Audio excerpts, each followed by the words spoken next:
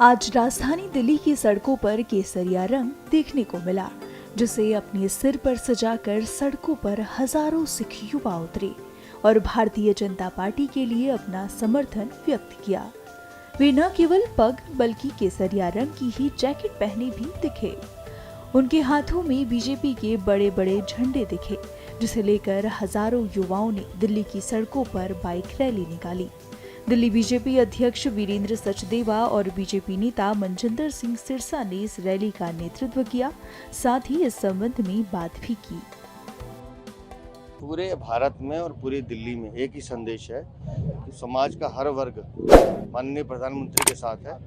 माननीय प्रधानमंत्री के नेतृत्व में जिस तरह से पिछले 10 सालों में विकास हुआ तो सबका एक ही मंत्र है, फिर एक बार मोदी सरकार। जी, केजरीवाल कल आए, उन्होंने भगवान हनुमान जी के दर्शन करे, उसके बाद उन्होंने बड़े बड़े जो है स्टेटमेंट दिए बीजेपी के लिए, इंडिया लाइंस की बड़ाई करी, ये भी बोला कि जो सरकार है, जो बीजेपी है, वो ऑपोजिशन को निपटा देना चाहती है। भ्रष्टाचारियों की जमात, अगर सारे चोर इकट्ठे होकर शोर मचाएंगे तो भी चोर चोर ही रहेगा।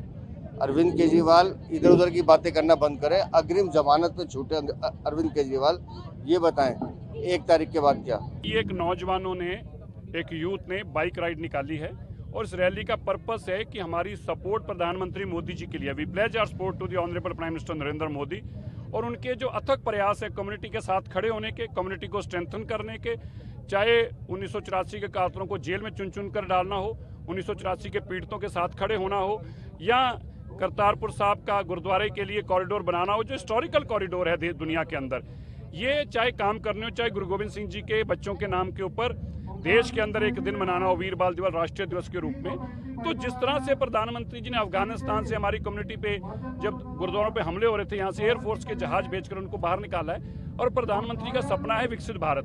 विकसित भारत तभी होगा जब हम सब साथ देंगे। तो 1947 से लेकर 2047 तक का जो पड़ाव है 100 साल का, वो विकसित भारत का हो, उसके लिए हमारी कम्युनिटी आज एकजुट होकर प्रधानमंत्री जी के साथ खड़ी है, उनके विजन के साथ खड़ी है, उनको स्ट्रेंथन करने के लिए। अरविंद केजरीवाल जी जब बाहर आए, मुझे लगता है कि कहीं ना कहीं 50 दिन वो जेल में रहे, इसका असर उनके दिख रहा है।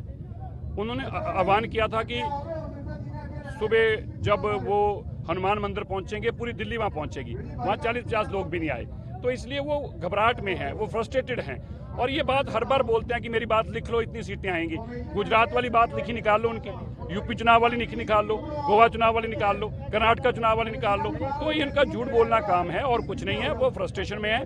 2014 में वो बाहर ही थे, जेल में तो नहीं थे, 2019 में भी जेल में नहीं थे, और 2024 में भी इसी तरह सब सीटों के ऊपर बड़े मार्जिन से हारेंगे जैसे पहले हारे।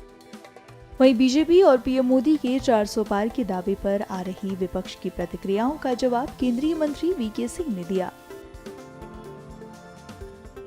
एक लोगों के अंदर संदेश देना है कि तीसरी बार मोदी सरकार पुनः आए और उसके अंदर सीख उनके साथ।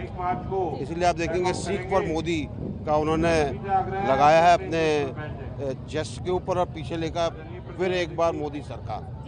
तो ये एक मैसेज है पूरे दिल्ली के लिए। जी सर, ऑपोजिशन की बात करें, चाहे फिर वो राहुल गांधी हो, चाहे वो कश्मीर से महबूबा मुफ्ती या फारूक अब्दुल्ला हो, या फिर दिल्ली में केजरीवाल हो या ममता बनर्जी हो, सब एक ही बात बोल रहे हैं कि 400 पार का नारा बीजेपी ने दिया है, लेकिन ये पूरा नहीं होने वाला। अपनी अपनी सोच की बातें बना रहे हैं, अपनी अपनी सोच है।